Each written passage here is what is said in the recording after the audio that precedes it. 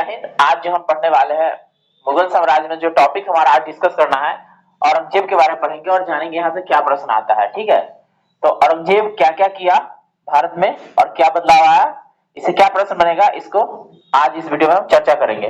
लेकिन अपडेट के रूप में आपको बताना चाहेंगे, जो भी छात्र एसएससी जीडी का फॉर्म भरे थे उनका ना स्टेटस बता रहा है, कौन सा टाइम में उसका एग्जाम है वो बता रहा है और कौन सा शिफ्ट में है वो बता रहा है।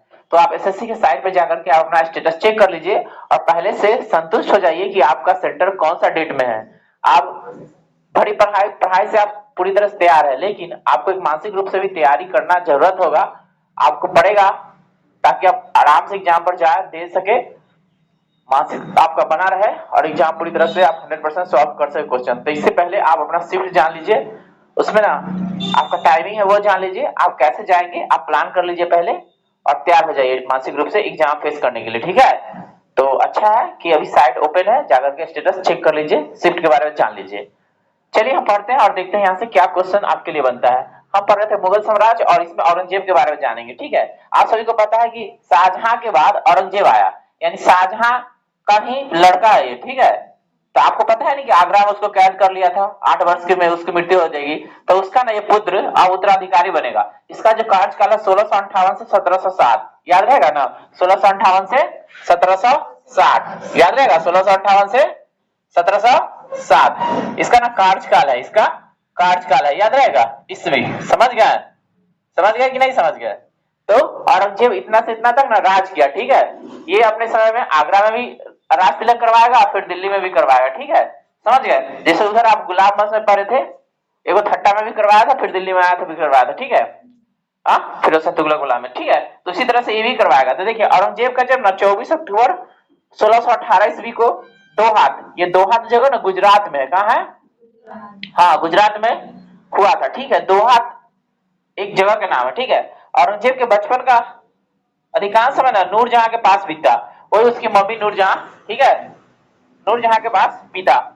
नूरजहां उसकी मम्मी होगी, दादी होगी, रे एकरे ने याद में बनवाया था, मुमताज महल के याद में बनवाया था वो ताजमहल। नूरजहां पर दादी लगेगी ना, दादी लगेगी। ठीक है, तो उसके पास बीता था। ठीक है, कहता 18 मई 1637 को फारस के राज घराने की दिलरास बानो बेगम, इसके साथ में शादी हुआ औरंगजेब का। तो औरंगजेब का पत्नी का नाम क्या हुआ, दिलरास बानो बेगम, याद रहेगा ना, औरंगजेब की पत्नी का नाम दिलरास बानो बेगम। ठीक है, याद रखिएगा।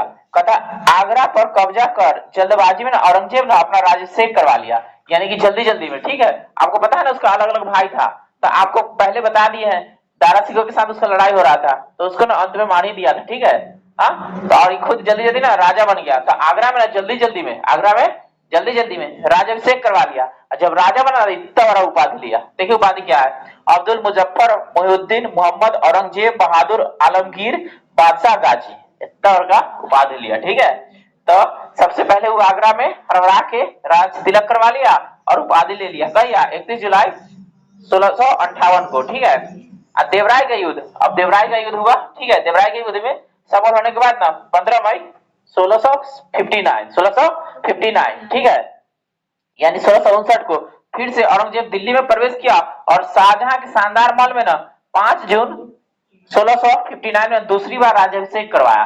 तो आपको यहाँ से प्रश्न आएगा कि मुगल साम्राज्य का वह कौन सा बादशाह था जो अपना राज्याभिषेक 2 बार करवाया, याद रहेगा ना, औरंगजेब। ये प्रश्न बनता है, इसको ध्यान में रखना। औरंगजेब एक बार आगरा में हरवरा का और फिर दिल्ली में। ठीक है, समझ में आया ना, तो आगे बढ़ जाए, ये क्वेश्चन बनता है, इसको ध्यान में रखिएगा। ठीक है, कहता औरंगजेब के गुरु का नाम था मीर मोहम्मद हकीम। औरंगजेब के गुरु का नाम मीर मोहम्मद हकीम। औरंगजेब ने सुन्नी धर्म, आपको बता दें कि इस्लाम 2 धर्म है, वो सुन्नी और शिया। ठीक है, तो ना सुन्नी धर्म को मानने वाला था, सुन्नी धर्म को मानने वाला है, उसे जिंदा पीर कहा जाता है। और ये प्रश्न अक्सर एग्जाम में पूछा जाता है, पहले भी पूछा जा चुका है और आपसे भी पूछा जाएगा। ठीक है, कि वह मुगल काल का कौन सा सम्राट था, सम्राट माने राजा बादशाह, जिसे ना जिंदा पीर की उपाधि दी गई थी, औरंगजेब। इसको ना जिंदा पीर कहा जाता है। थोड़ा जोर से बोलिएगा, ज्यादा कॉन्फिडेंस आएगा, समझ में आया। तो जिंदा पीर के नाम से कौन जाना जाता है, औरंगजेब। ठीक है, जय सिंह एवं शिवाजी के बीच ना पुरंदर की संधि, तो परीक्षा में पूछता है यहाँ से कि पुरंदर की संधि केकरा के बीच हुआ, तो एक तरफ है जय सिंह और एक तरफ है शिवाजी। 5 जून 22 जून के 22 जून 1665 को, डेट याद रखिए 22 जून 1665 को पुरंदर की संधि हुआ। ठीक है, तो आपको पूछेगा तो याद रखिए 1665, 22 जून 1665 को पुरंदर की संधि हुआ जयसिंह और शिवाजी के बीच। मई 1666 ईस्वी को आगरा के किले में दीवान आम में औरंगजेब के समक्ष शिवाजी उपस्थित हुआ, यानी उसको बुलाया गया, इनवाइट किया गया 1666 में, तो उसके पास गया। ठीक है, जहां शिवाजी को ना कैद कर लिया, शिवाजी को कैद कर लिया और उसको ना जयपुर भवन में ना रख दिया। तो यहाँ से प्रश्न पूछेगा आपको कि शिवाजी को कैद करके किस भवन में रखा गया था। आप पूछेगा जयपुर भवन कहाँ है, आगरा में है, यानी आगरा में एक भवन का नाम है जिसका नाम है जयपुर भवन। अब इन्हें समझ लीजिएगा कि राजस्थान की राजधानी जयपुर, वहां नहीं, आगरा में है जयपुर भवन। कहाँ है, हाँ, उसमें ना कैद कर लिया किसको, ये प्रश्न बनता है, शिवाजी को कैद करके कहाँ रखा गया, जयपुर भवन में। ठीक है, इस्लाम नहीं स्वीकार करने के कारण ना सिखों के 9वें गुरु तेग बहादुर को ना हत्या कर दिया गया। ठीक है, तो यहाँ से प्रश्न पूछेगा सिखों के 9वें गुरु का क्या नाम है, तेग बहादुर। तो तेग बहादुर की हत्या किसने कर दी, तो प्रश्न पूछेगा कि तेग बहादुर की हत्या किस लिए किया गया, इस्लाम नहीं स्वीकार करने के कारण। ठीक, कही गया था 1675 में। ठीक है, यानी उसकी हत्या करवा दिया, यानी मरवा दिया औरंगजेब। ठीक है, समझ गए, तेग बहादुर। एगो ने पढ़ा है ना, एगो और पढ़ा है ना, पांचवें गुरु अर्जुन देव, उसको भी तो हत्या करवा दिया था ना, याद है, तो वो भी पूछता है, याद रखिए। पता औरंगजेब ने 1679 में जजिया कर को पुनः लागू किया। तो जजिया कर आपको याद है ना कि जजिया कर लगाया था, हाँ, तो ये फिर से चालू करवा दिया औरंगजेब। ठीक है, अब जजिया कर के बारे में कुछ बताया हुआ जानकारी देखिए। पता यह गैर मुसलमान से लिया जाने वाला कर था, यानी ब्राह्मणों पर लगाता था। ठीक है, फिरोज तुगलक में पढ़ा है ना जजिया कर, वही। किंतु ब्राह्मण, संत, वृद्ध, निर्धन, पागल और व्यस्त व स्त्रियों से ना यह नहीं लिया जाता था। भारत में सर्वप्रथम मीर कासिम, ओहे 712 में जो आक्रमण किया था से, ठीक है, मीर कासिम ने सिंध विजय के बाद जजिया कर की असूली प्रारंभ की थी, यानी कि सबसे पहले 712 में जो सिंध पर आक्रमण किया था मोहम्मद बिन कासिम, उन जजिया कर लगाया था। ठीक है, सबसे पहले। ठीक है, फिर फिरोज शाह तुगलक ने ब्राह्मणों से जजिया कर वसूल किया। तो आप जानते हैं जब गुलाम वंश पढ़िएगा, दिल्ली सल्तनत पढ़िएगा, तो वहां पे फिरोज शाह तुगलक जजिया कर लगाया था। ठीक है, ये ब्राह्मणों से लेता था, यानी गैर मुसलमान। अब आगे देखिए, मुगल काल में बाबर एवं हुमायूं के काल में जजिया प्रचलित थी, यानी कि ये दोनों ना जजिया लेता था। ठीक है, जजिया कर लगाया था, किंतु अकबर ने 1564 में ना इसे बंद कर दिया था। ठीक है, अकबर जजिया कर बंद कर दिया था, यानी धार्मिक कर, पीछे पढ़ा है हम आपको, बंद कर दिया था। ठीक है, औरंगजेब ने 1679 में सर्वप्रथम मारवाड़ में जजिया की वसूली आरंभ की, यानी कि जब औरंगजेब जजिया कर लगाया ना, तो सबसे पहले लगाया मारवाड़ में। ठीक है, तत्पश्चात राज्य के अन्य भागों में वसूले जाने लगा। जजिया की अंतिम रूप से समाप्ति मोहम्मद शाह के समय में 1720 में हुआ, यानी अंतिम रूप से जजिया कब बंद हो गया, 1720 में। तो जजिया के बारे में ये जानकारी था जो आपको थोड़ा सा ध्यान में रखना है। ठीक है, तथा औरंगजेब ने बीबी का मकबरा का निर्माण 1679 में औरंगाबाद में, जो औरंगाबाद ना महाराष्ट्र में है, कहाँ है, महाराष्ट्र में। तो आपको पूछेगा बीबी का मकबरा कौन बनवाया, आप कहेगा बीबी का मकबरा कहाँ है, हाँ, औरंगाबाद में। कहाँ है, हाँ, औरंगाबाद महाराष्ट्र राज्य में आता है। ठीक है, औरंगजेब के समय में हुए जाट विद्रोह का नेतृत्व न गोकुला एवं राजा राम ने किया था, यानी कि औरंगजेब के समय ना जाट का विद्रोह हुआ, उसके जो नेता थे ना गोकुला और राम, राजा राम, ये दोनों ना नेता थे उसके, मतलब लीडर। ठीक है, औरंगजेब के साथ ना वो लोग आक्रमण किए, विद्रोह किए। तो 1670 में तिलबत की लड़ाई, तो यह परीक्षा पूछता है कि तिलबत की लड़ाई कहिया हुआ, तो 1670 तिलबत की लड़ाई में जाट बुरी तरह से ना हार गए, यानी जाट परास्त हो गए। ठीक है, हार गए। कहता है गोकुला की मौत उसी पे हो गया, मतलब मर गए, गोकुला की मौत घाट डाल दिया, यानी वो मर गए। ठीक है, इसके बावजूद जाटों ने 1685 में राजा राम के नेतृत्व में पुनः विद्रोह किया। इन जाटों ने सिकंदरा में स्थित अकबर के मकबरों को ना भी लूट लिया। देखो, तो ये अकबर उसका दादा होगा ना, दादा के दादा। ठीक है, तो देखा औरंगजेब से नहीं जीत रहा है, तो दादा के मकबरे लूट लिया। ठीक है, तो परीक्षा में पूछता है निम्नलिखित में से किसने अकबर की मकबरे को लूटा था, तो जाटों ने। कौन, जाटों ने, समझ गए, जाट ना उसका मकबरा के लूट लिया, जिसमें उसको ना दफनाया हुआ था, गाड़ा हुआ था। ठीक है, पता भरतपुर राजवंश की नींव औरंगजेब के समय में ना जाट नेता राजा राम के भतीजा चूड़ामल ने लिखा। यानी भरतपुर ना राजस्थान का एक जगह है जहाँ पे ना एक नया राजवंश की स्थापना हुआ, ठीक है। तो भरतपुर राजवंश, इसको क्या कहते हैं, भरतपुर राजवंश। इसका नींव ना चूड़ामन ने डाला था, चूड़ामन, ठीक है। तो परीक्षा पूछेगा भरतपुर राजवंश का नींव कौन डाला, तो चूड़ामन। थोड़ा सा बात है ध्यान में रखना है। कहता 1686 में बीजापुर एवं 1687 में गोलकुंडा को औरंगजेब ने मुगल साम्राज्य में मिला लिया। यानी यूसुफ आदिल सा उधर पड़े है ना बीजापुर वाला और गोलकुंडा वाला, तो इन दोनों को ना मिला लिया मुगल साम्राज्य में, कौन, औरंगजेब। कहता मदन्ना एवं अकन्ना नामक ब्राह्मण का ना संबंध गोलकुंडा से, यानी गोलकुंडा के ना अबू हसन के दरबार में रहते थे ये मदन्ना और अकन्ना, ठीक है। औरंगजेब के समय में हिंदू वंशधारों की संख्या ना लगभग 337 थी। तो यहाँ से प्रश्न बनता है कि मुगल साम्राज्य का वो कौन सा बादशाह था जिसके अंतर्गत हिंदू वंशधारों की संख्या सबसे अधिक थी, औरंगजेब। हाँ, तो ध्यान में रखिए हिंदू वंशधारों की सबसे ज्यादा संख्या औरंगजेब के समय में, ठीक है। जो अन्य मुगल साम्राज्य की तुलना में अधिक थी, औरंगजेब सर्वाधिक न हिंदू अधिकारियों को नियुक्त करने वाला मुगल सम्राट था। तो सबसे ज्यादा हिंदू अधिकारी एक समय में, ठीक है। औरंगजेब का पुत्र अकबर ने दुर्गादास के बहकावे में आकर अपने पिता के खिलाफ विद्रोह कर दिया, यानी ओकर बेटा का नाम है अकबर, ठीक है। औरंगजेब ने कुरान को अपना ना शासन का आधार माना था, यानी जो कुरान में जो बात लिखल है ना उसी के अनुसार वो नियम कानून चलाएगा, ठीक है।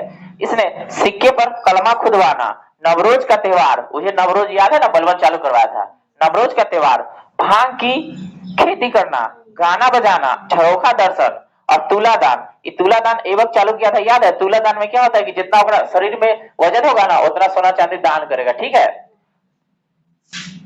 जन्मदिन पर न सोने चांदी तथा अन्य वस्तुओं को न तौलने की प्रथा होती है तुलादान में। हिंदू राजाओं के न माथे पर न अपने हाथ से तिलक लगाना, ठीक है, जिसको अकबर ने प्रारंभ किया था।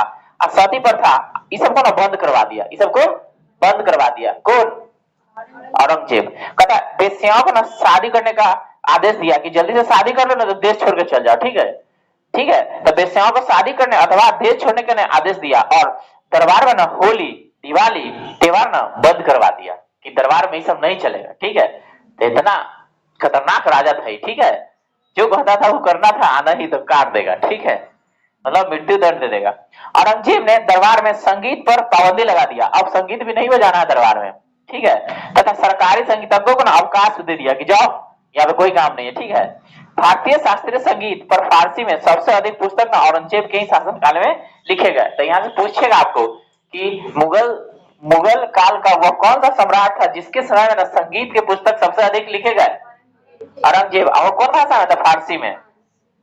तो संगीतकार के अपना दरबार से भगा दिया तो बेचारा बैठ कर क्या करेगा, लिखवे ना करेगा, उसको तो और कोई काम है ही नहीं है, तो सब किताब लिख दिया, ठीक है। तो औरंगजेब स्वयं ना बीना बजाता था। ये भी पूछेगा कि निम्नलिखित में से मुगल सम्राट में कौन सा शासक था जो बीना बजाने में दक्ष था, तो औरंगजेब। आप पीछे को बताया ना सिक्का पर बीना बजाते हुए, केकर, समुद्रगुप्त के, हाँ दक्षिण भारत में बताया समुद्रगुप्त, सिक्का पर बिना बजाते हुए दिखाया गया, ठीक है। चलिए आगे बढ़ते हैं। अब उसको भारत के नेपोलियन कहते हैं, ये बात जानते हैं ना। चलिए आगे बढ़ते हैं। कहता है औरंगजेब ये तो हो गया। कहता है औरंगजेब ने 1665 में हिंदू मंदिरों को न तोड़ने का आदेश दिया, ठीक है। इसके शासनकाल में तोड़े गए प्रमुख मंदिर थे पाटन के न सोमनाथ, वो सोमनाथ मंदिर जो 225 में चर्चा में था, जिस पर आक्रमण किया था, याद है ना। हाँ, तो सोमनाथ मंदिर को तोड़वा दिया। बनारस का ना विश्वनाथ मंदिर को भी तोड़वा दिया। वीर सिंह देव द्वारा ना जहांगीर काल में बना मथुरा में निर्मित केशव देव राय मंदिर, इसको भी तोड़वा दिया, ठीक है। औरंगजेब की मृत्यु ना 20 फरवरी 1707 को हुई। देखो कितना भी कोई तबाही कर ले उसकी मृत्यु एक दिन निश्चित है ना। तो देख लीजिए कैसा राजा है, तो मरवे ना करेगा, तो एक दिन मरा, ठीक है। इसका भी पिटारा भर गया था पाप का, तब 1707 में ही गया। इसे ना खुलदाबाद जगह के नाम है जो ना और रोजा के नाम से जाना जाता है, वहां पे दफनाया गया, ठीक है। यानी औरंगजेब का कब्र कहाँ है, खुलदाबाद में, जेकरा अभी नाम क्या है, रोजा, ठीक है, में दफनाया गया। औरंगजेब के समय ना सूफी की संख्या ना 20 थी, यानी औरंगजेब के समय सुबो समझ रहे हैं, छोटा छोटा जो प्रांत होता है उसको कहते हैं सुबो, ठीक है। तो औरंगजेब के समय सुबो की संख्या 20 थी, कितना, 20।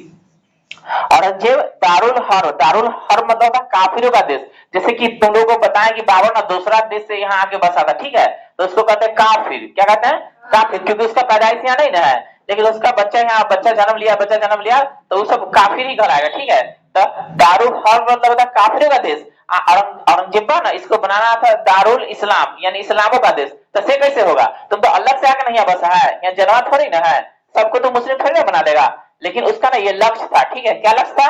दारुल इस्लाम का। तो दारुल इस्लाम का मतलब क्या होता है कि सभी को ना मुसलमान बना देना, यानी कंट्री, ये जो धरती है ना, ये जहाँ पे हम लोग रहते हैं, हाँ सब मुस्लिम, तो ये संभव थोड़ी ना है। तो वही बात है।